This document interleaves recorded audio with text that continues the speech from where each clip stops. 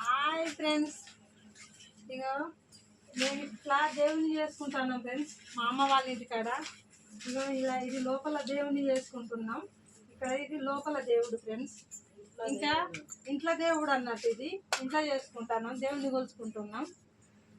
తర్వాత ఫ్రెండ్స్ బయటకు అట్లా తీసుకుంటాం. ముందర